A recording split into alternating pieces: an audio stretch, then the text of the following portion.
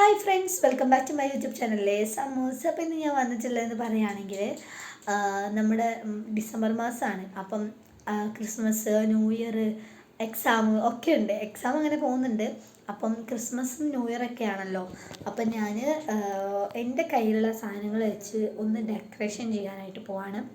ഞാൻ കഴിഞ്ഞതിൻ്റെ മുന്നത്തെ കൊല്ലം ക്രിസ്മസ് ട്രീ ഉണ്ടാക്കിയതായിരുന്നു. കഴിഞ്ഞ പ്രാവശ്യം എനിക്ക് അച്ഛൻ വാങ്ങി തന്നു ക്രിസ്മസ് ട്രീ. അപ്പോൾ അതൊക്കെ ഉണ്ട്. അപ്പോൾ എൻ്റെ മുകളിലൊക്കെ എടുത്ത് വെച്ചിരിക്കുകയാണ്.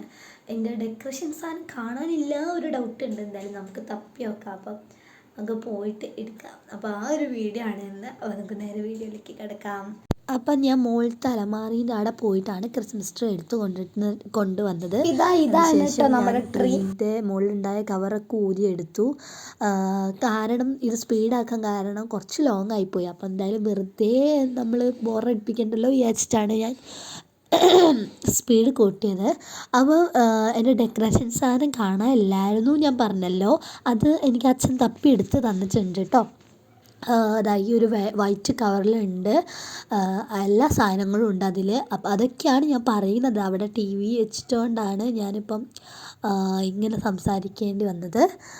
ആൻഡ് ഈ ക്രിസ്മസ് ട്രീയിൽ തൂക്കേണ്ട ഡെക്കറേഷൻ സാധനങ്ങളൊക്കെ തൂക്കായിരുന്നു. അതിൻ്റെ ഇടയിൽ കൂടെ എനിക്ക് ജലദോഷം വരാനുള്ള ലക്ഷണങ്ങളായിരുന്നു. അത് പൊടി ഉണ്ടായിരുന്നു. അതിനുശേഷം ഞാൻ ആ സ്റ്റാൻഡ് തൂക്കി ട്രീൻ്റെ.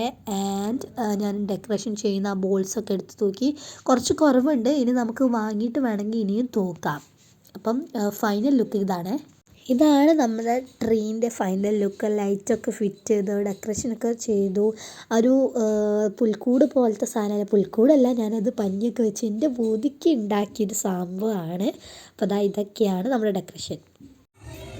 അപ്പം ഞാനിതാ ക്രിസ്മസ് ട്രീ ഡെക്കറേഷൻ ചെയ്ത് കഴിഞ്ഞു.